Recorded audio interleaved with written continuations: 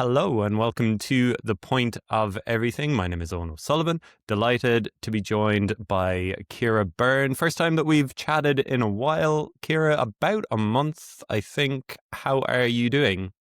I am doing good. Life has been busy. Life has gotten in the way. We've tried to organise this podcast about 3 times. So we're finally sitting down together. Things are starting to settle down, which is great. How have you been over the last month or so? Yeah, busy as well.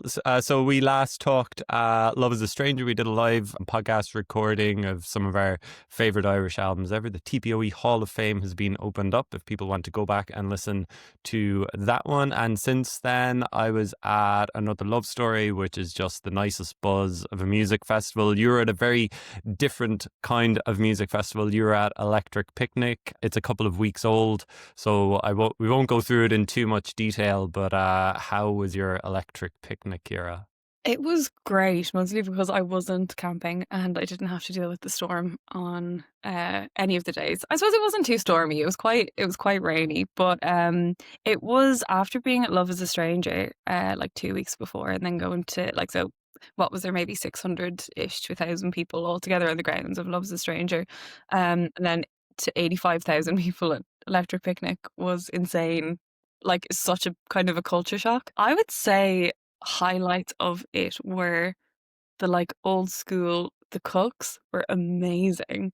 Um, I don't know, big fan in back in the day, when they were kind of having their moment. And Kings of Leon, we caught like part of their set, and they were actually really, really good as well. On the Sunday night, we saw Kneecap, Confidence Man as well. Were brilliant. Um, and then I caught Doug as well on the Jerryfish. No, not on the Jerryfish stage.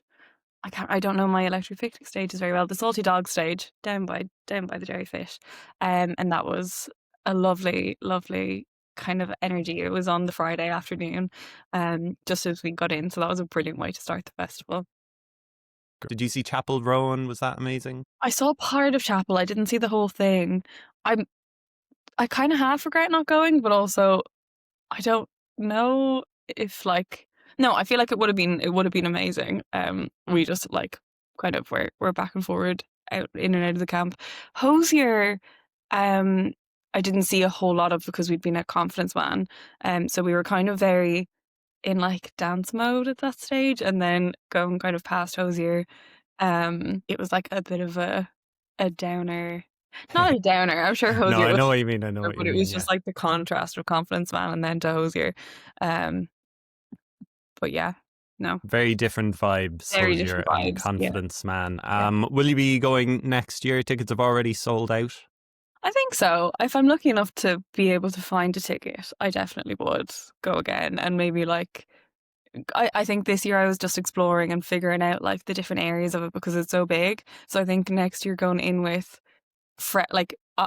familiar eyes would help.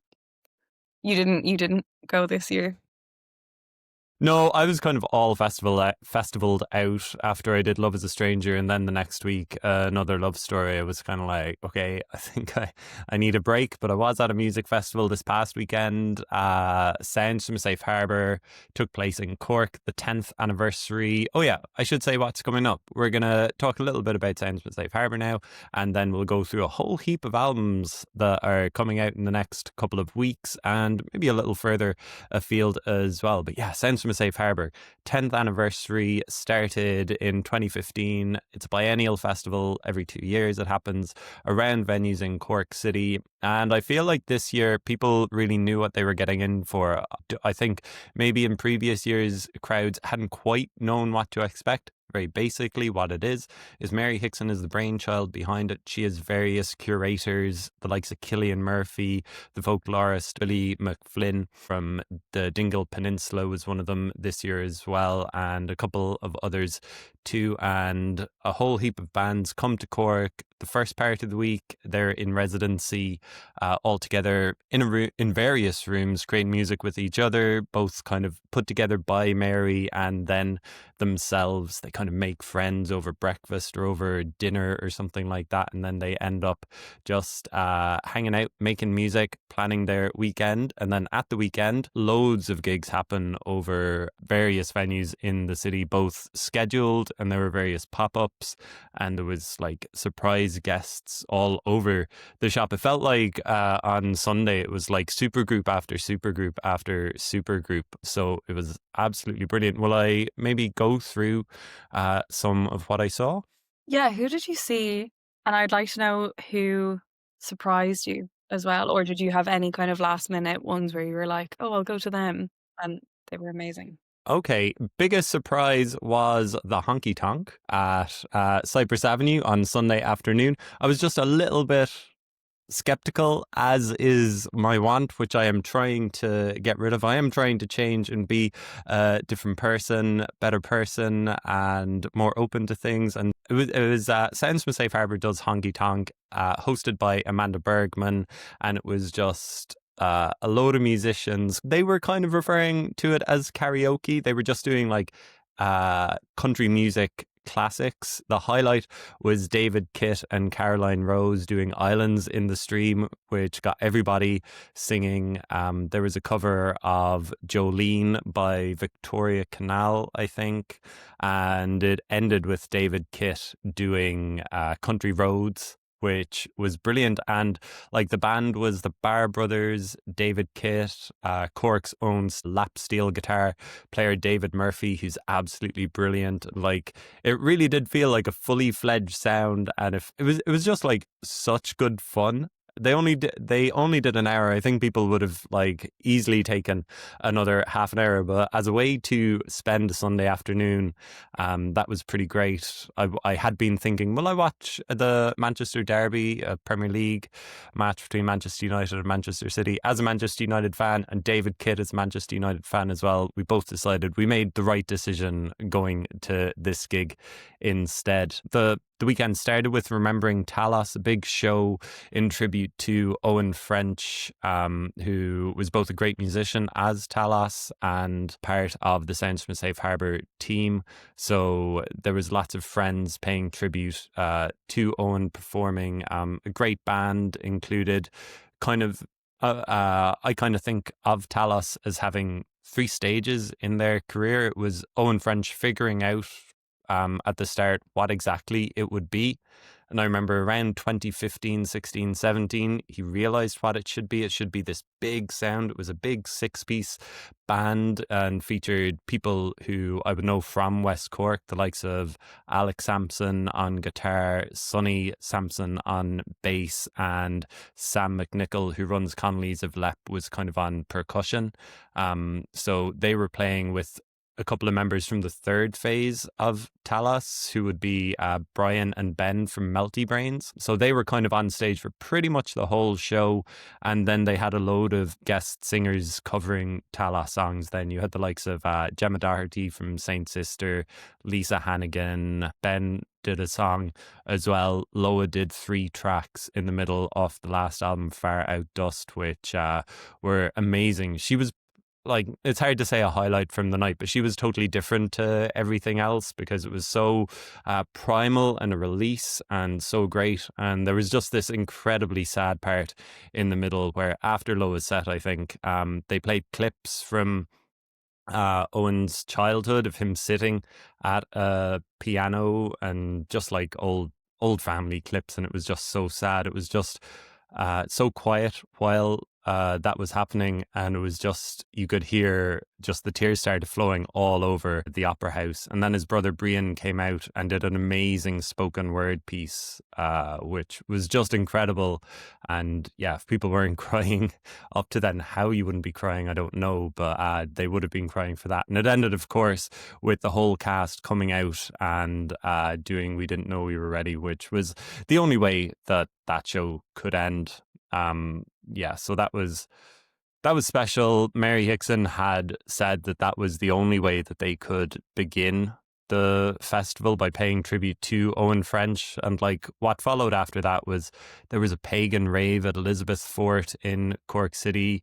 There was just special shows all over the place. I went to the People mixtape at the Opera House on Friday night, which was like a supergroup after supergroup. Here it was John Hopkins, the Vernon Spring, the Staves, David Kitt, Amanda Bergman, S. Carey, Gordy and So collaborated together, Sam Amadon, Leif Volbeck, Angie McMahon, Ben Howard, and Efterklang all playing with the concert orchestra.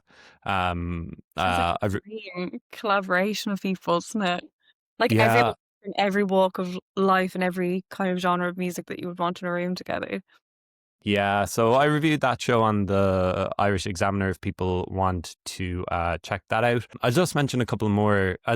I mean, I could talk about this for the whole episode, but Angie McMahon and Leif Volbeck played together at St. Luke's on Saturday afternoon, which was just an absolutely incredible show. After that, I went to see Melty Brains doing their new show, Dystopia, at the Granary Theatre. They're also playing the Complex for Dublin Fringe Festival this weekend, doing Friday and Saturday, September 20th and 21st. It's an absolutely brilliant show. It starts I won't spoil it too much, but like they call it part theatre, part rave, part group therapy, part dance as well, you could call it. They say it's a meltdown in motion that asks what happens when identity unravels and what's waiting on the other side. So I would recommend people would go to that Melty Brain show if they're free this weekend in Dublin. Thought it was absolutely brilliant as part of Sounds from a Safe Harbour. I might do a long read about the weekend and try and work through all of my thoughts about what was a great festival. I mean, one of the performers asked in the finale, the festival finale was hosted by Efterklang in Cork Opera House on Sunday night. He asked, what makes this festival different to other festivals? He didn't give an answer, but you could tell from all of the artists over the weekend that this was totally different.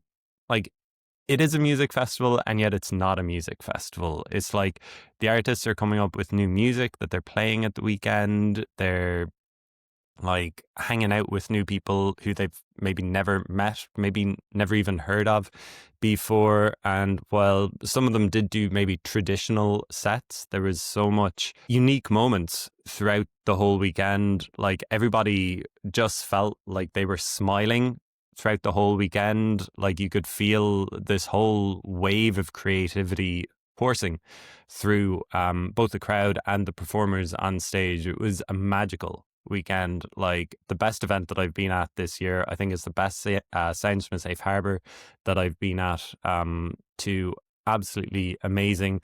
And all I've been thinking about since, Cíara, is how can you replicate something like this on a smaller scale for like specifically Irish acts. I'm just thinking like it's good to be taken out of your comfort zone. It's good for acts. It's so easy to stay in your lane and like practice with the same people, hang out with the same people, only listen to your mates' music, only recommend your mates' music. Imagine bands being introduced to bands that that they would get on so well together. So that's what I'm thinking about at the moment. I'm like, ooh, I would love to do this. If I won the lotto or if I suddenly came into a load of money or people wanted me to put something like this together, I'm just putting it out into the universe, Cíara. I would love. Funding were to find its way to. Yeah. Oh, man. I'm just thinking as well when you're saying that about Sharon Van Etten and the way that she'd always performed as a solo artist and had brought a band in. And then when she started playing with her current band, it created something complete. And I saw her in Collins Barracks a couple of weeks ago, and with Angie McMahon actually on support. Her voice was going. I don't know if it's come back since, um, but she was saying that like playing in a room with this band who are now Sharon Van Etten and the Attachment Theory is the first time she's played with like a group of people where it just meshed together, and she came up with something completely different and something that she'd never have come up with by herself. And by the sounds of it, like surely there's a way of it being like a week or like 4 days where there's this kind of like, I don't know, people go to Black Mountain and they kind of stay all around and, they do that. They get the opportunity to work together. I don't know if there's anything else that exists like that, which is what makes Sounds from a Safe Harbour so special. But there definitely is a potential arts council application in that. Hmm.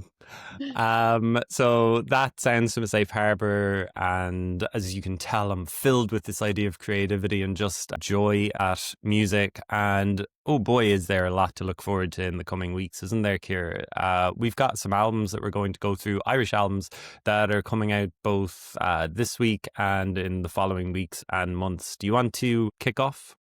I will. So the first album releasing September 19th, which I'm personally very excited about, and I'm sure a lot of Irish music fans also will be, is Doug's debut album, Have At It. So Doug came together in 2023. I think they'd met and they'd spoken. So it's made up of Lorcan O'Reilly or Connor O'Reilly, and Johnny Pickett, who is from California. Connor originates from Scotland, and he moved over to America for 10 years, and they both ended up in Ireland, and they've created this Americana slash Irish folk amalgamation.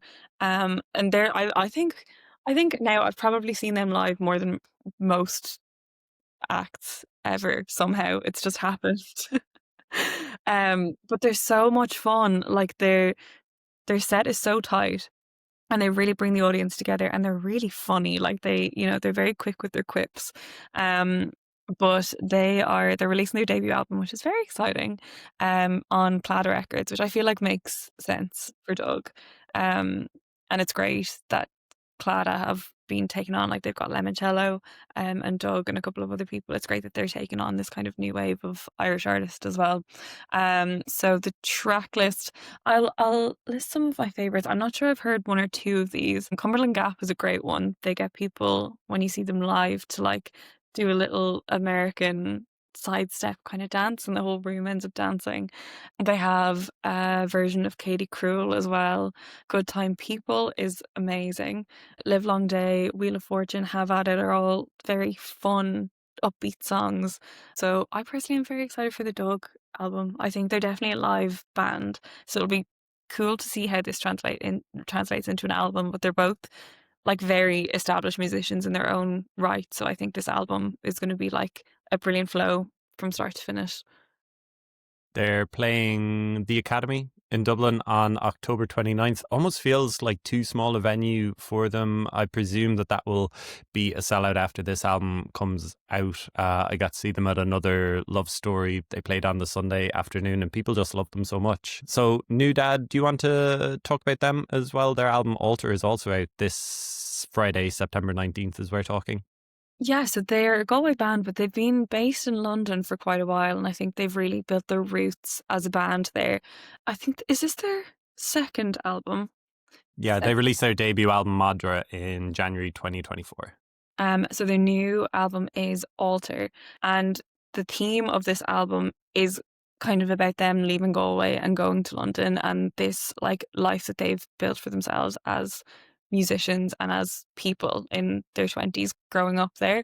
And the album is based around relationships, homesickness, ambition, and sacrifice, where they grapple with the life that they left behind in exchange for the promise of chasing their dreams, which I think is something that a lot of mid to late 20s Irish people can relate with, because every second person that you hear about is either complaining about Dublin or Ireland, and either moving back home, or they're going to the other side of the world, or they're going to London or Canada.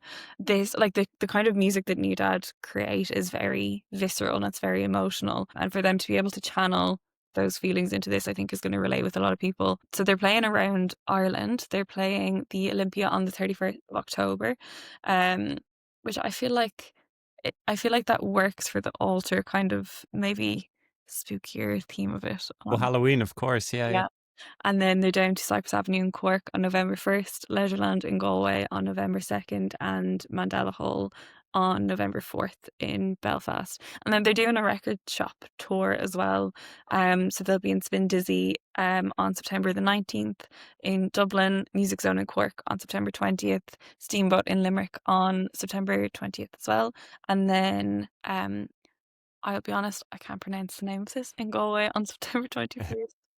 A record store in Oh, Galway. if Civico Gifts in Galway. Chicago, yeah. Civico, okay. Yeah, But and they've also been announced for Coachella Coachella next year. It's huge. And actually a alongside, huge amount CMAT as well. yeah, and Katama as well, who are also from Galway. So, no major thoughts on Coachella. Would you like to go one day? I don't know. Would you? It's not been on the top of my bucket list ever. I guess I'd have to dress up. I'm not good at planning my festival outfits, Ciara. Yeah, neither am I. Mine are very like the day before, running around town like a crazy person, spotting like everybody else that you know is also going to the festival, trying to get last minute bits. I'll take the next act who have their album coming out. I think it's this weekend as well, actually, September 19th. It's Gustin. Confessions of a Pub Talker is the name of the album. They're Bray and Dublin post-funk quartet led by Joe Hearns. The record was produced by Richie Kennedy, who's also done the likes of The Murder Capital, Ride, Interpol and Shame. It was done at Black Mountain Studios, and they say it's a concept record that tells the story of Larry, a barman in his mid to late 20s struggling to find his way amid the social and economic uncertainties of modern Irish life. They say that they flip the stereotype of Irish drinking culture on its head. They say, quote, "We wanted to push back against the cliche. The pub isn't about getting locked. It's about love, grief, business ideas, confessions. It's all there. And Larry is the guy who sees it all." So they might not be for everybody. They're kind of a talking, I can't think of the German word for the talking kind of a group, like dry cleaning. But they also have like little other elements, a little bit of post-punk, I guess, a little bit of funk as well in it. They're launching the album at the Phoenix Par in Dalymount, which is the home of Bohemians FC. That is this Friday, Culture Night. And they did have tour dates, which were planned in the next month, but they've actually rescheduled them to February and March. So you can check out their social media to plan for those tour dates. But yeah, Confessions of a Pub Talker by Scustin coming out this Friday. And then next Friday is Sprint's second album, All That Is Over. I think you're a big fan of Sprint's. I think this is going to be a big album for them. Do you want to talk about that, Ciara? Absolutely. I was actually listening to I think they've got 4 songs released. So they released an EP. It was very recently of 4 of the tunes that they will be releasing on their album track list. The EP is called Better, and it starts with Better, which is an unbelievable song. It's very different for Sprints. And then Rage, Beg and Descartes. Excuse my horrible butchering French word. Descartes, maybe. Probably Descartes. I think that's more hard to pronounce. So the new Sprints album, the second album from Sprints, is out by City Slang and Sub Pop. Their debut album, the 2024 Letter to Self, was nominated for a Choice Prize last year. So Sprints are made up of Carla Chubb, Sam McCann, Jack Callan and Zach Stevenson. And they have been completely on the go for years and years. I first came across Sprints at the very start of their career. And I was roped in, well, I volunteered myself as a runner for the music video for The Cheek, which is their first song Oh, in 2019. So I've been familiar with them since then. you're Uh, not in the video. You're not in the music Not in video, the no. video. I was like ordering pizza and Oh, like, making sure that the hair and makeup person was was good. And kind of like doing some behind the scenes stuff. But it was very, very fun, and they were brilliant people to like work with and then to see grow from there. They have been absolutely non-stop, and like they've dedicated about 10 years to getting to where they are now, and they all worked full-time jobs until very recently. They've been putting their all into into sprints and working to fund themselves at the same time. So what Carla says about this album is that there was so much happening and so much a process in that build up to them kind of reaching the point that they're at now. She was going through a big breakup with her partner who she'd been with for 8 years. And it was really like a turning point for them where they progressed into professional musicians. And she was trying to navigate like so many new elements of life. So all that is over lays its cards out into the landscape of duality and disparity, anger, ambition, and all the feelings in between. Its title comes from a lyric at the center of Beg, and they kind of talk about living with to the backdrop of the war in Gaza and wildfires and Trump being elected and everything that's going on around, and you know, trying to build a career and live in this society that is kind of feels like it's going get mad around them. So Sprints are doing a little Irish tour as well. They're doing 2 dates in Empire Hall in Belfast on November 2nd and Vicar Street in Dublin on November 20th. And then they're touring the UK as well. But I am so delighted to hear that they're playing Vicar Street as well. I think they've put so much into getting to where they are today. Their sound has become so much so refined. I think they've really found their sound. They know who they are as a band. They know what they want to say and they know what they stand for. And so it's just wonderful to see them get to the point that they are at now. Yeah, it's going to be a big album for Sprints. God Knows is a rapper who used to be part of Rusangano family. He's releasing his long-awaited debut solo album, A Future of the Past, on the same day as the Sprints album. That's September 26th. It's coming out via his own Narrow Lane Records. I saw God Knows playing on the Friday night at Nudes in Cork City as part of Sounds from Safe Harbour. And in case you had forgotten, he's just such a great live performer.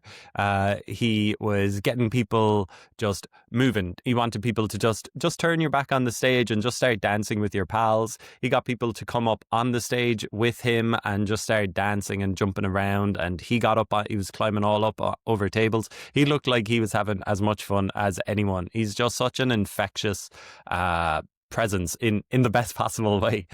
He says that he was sitting on a bank of over 50 tracks for this album and that selecting the final track list was a bittersweet endeavor. He said that it's shaped by a desire to tell a coherent story, blending almost every style of music he loved. God Knows describes the album as containing albums within this album, and throughout the MO remains the same. He says collaborating, experimenting, learning new tricks, and most importantly, growing. Yeah. I've listened to this album once or twice. I've been given a stream. I'm hopefully talking to God Knows in the next couple of weeks for the podcast. And it's not quite what I was expecting from him, which I think is a great thing. I was maybe expecting him to go harder on the rap side of things, maybe a little grimy, but it feels almost more jazzy. That's all I'll say because I haven't listened to the album too much more than that. But it's an exciting release and like debut solo album by God Knows. It feels like he's been around forever. So this is a big one. Adore are a Dublin-based garage punk band. They released their debut EP Biter on September 26th as well. There's so much coming out in the next 2 weeks. Yes. Ciara. It's 7 tracks long, this EP, so it kind of counts as an album, really, doesn't it? Recorded with Daniel Fox from Gillaband at his own Sonic Studios. They are Lara Minchin, Nisha Jordan Kavanagh, Lachlan O'Fionn, and Daniel Fox plays stylophone and guitar on this EP as well.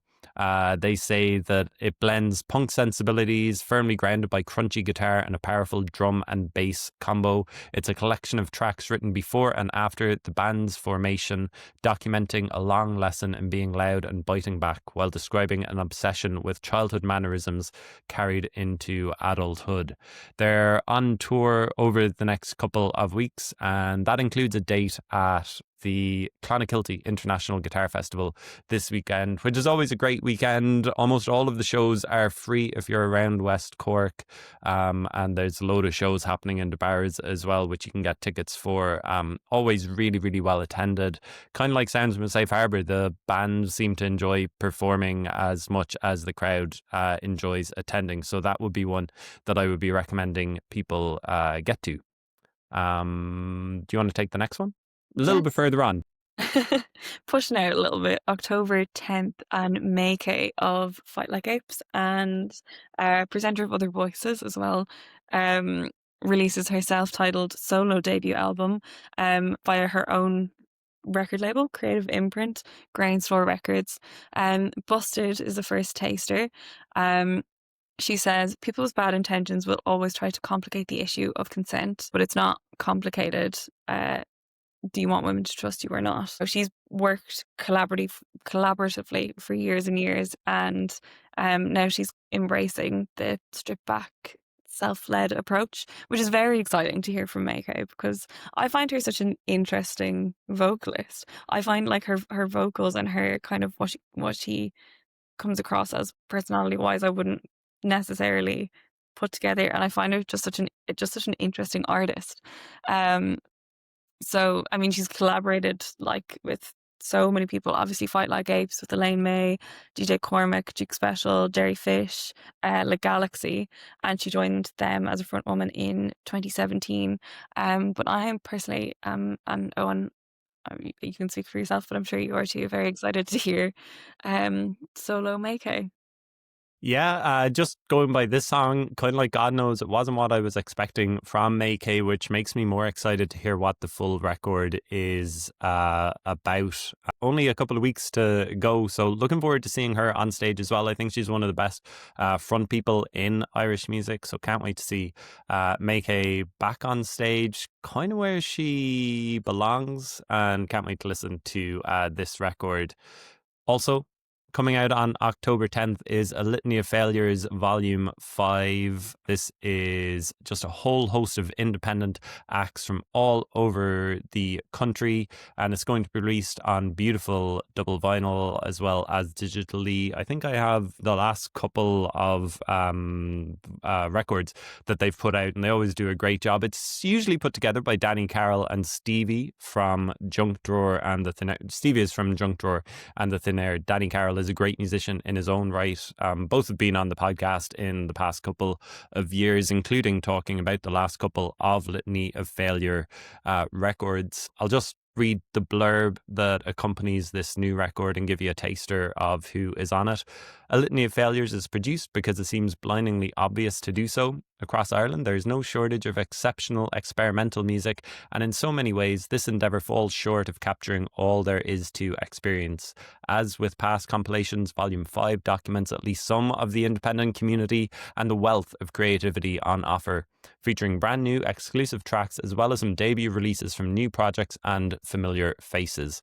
So yeah, there's 21 tracks, so I won't name all of them. Some of the acts who you should be very excited to listen to the songs that they have on it are Pot Pot, I Dreamed I Dream from Cork, Landless, who I'm such a huge fan of, Anna Palindrome from Cork as well. I feel bad not naming acts who are on this. I want to give Stratford Rise amazing. Old Sport, if it's the same Old Sport, I saw them play about 2 years ago in downstairs in the Bernard Shaw and haven't heard anything since. So it's exciting if they're making stuff.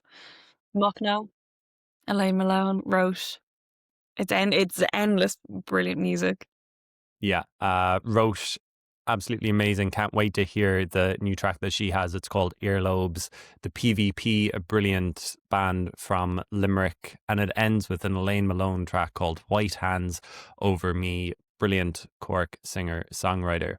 So that's coming out in the next couple of weeks. All of those albums are coming out in the next couple of weeks. Very finally, one that was just announced today as we're recording. Cíara, I'm sure that you're a big fan of Cardinals. They've announced their debut album, Masquerade, which is coming out February 13th on So Young Records. They are from Cork. It's a 10-song album, which was recorded with the producer Shrink at RAK Studios in London over the summer. Frontman Ewan Manning says, something the record looks at is peeling back the masquerade or the facade we all put up. The curtain is pulled and the cynicism takes its place. It's really easy to be cynical and far harder to be hopeful and genuine. We've learned this through playing and touring, but you can't be a total cynic if you're making music or films or whatever it is. Making art forces you to dig deeper than that creative layer. Stripping it back is painful. You can find things you're really not proud of, but it also lends itself to a sort of acceptance that can't be attained if you don't allow yourself that vulnerability. A lot of the themes and ideas in the album come from that place. So that is early next year that the debut album from Cardinals is coming out. It's one I'm already very excited to check out, but oh boy, that is a lot to look forward to in the final quarter of the year, isn't it, Ciara? It is indeed. I feel like, I don't know, I as I think we spoke about last year, I have like recency bias when it comes to music. So, you know, so many good things to come out towards the end of the year. I feel like these might be the ones that stick the most. Well, I know that Doug will be sticking for you. I know that you've got a spot penciled in at the top of your albums of the year list for them. They're there, like nobody else can compete with that. But it'll be interesting to see who else flips in and out. Let's finish up with our tracks of the week. Do you want to go first? Yeah, so my track of the week, it'll be out on September 12th, is by Culture Kid or Fionn Hennessy Hayes. It's his fourth single release, and this is called Kitchen Sink. It is described as a haltingly nostalgic track about the fear of being the first to give your all to someone. It so Fionn, in the past, has been a session musician. He's played with Keen DeCrow, Pat Sheehy, Stephanie Rainey, John Black, so many more. And now he's kind of taking the reins as his own solo artist, as Culture Kid.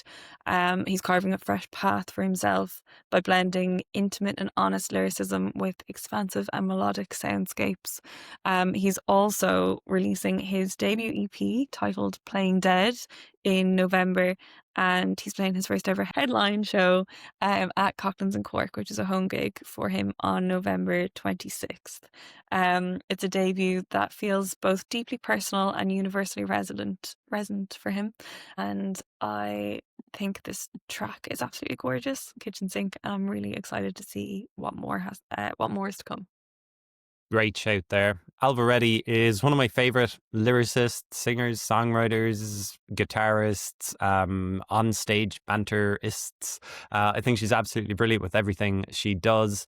And she has released her first track since her brilliant second album, Endless Affair, all the way back in 2023. I can't believe it's over 2 years old. The track is called A Line. Alva says that this was the first song I wrote after a big breakup. It grew out of a happy, nostalgic memory, the kind that repeats on you in the aftermath. The opening line, I see you in the train window, is about that fleeting moment that keeps you seeing someone in everything long after they're gone.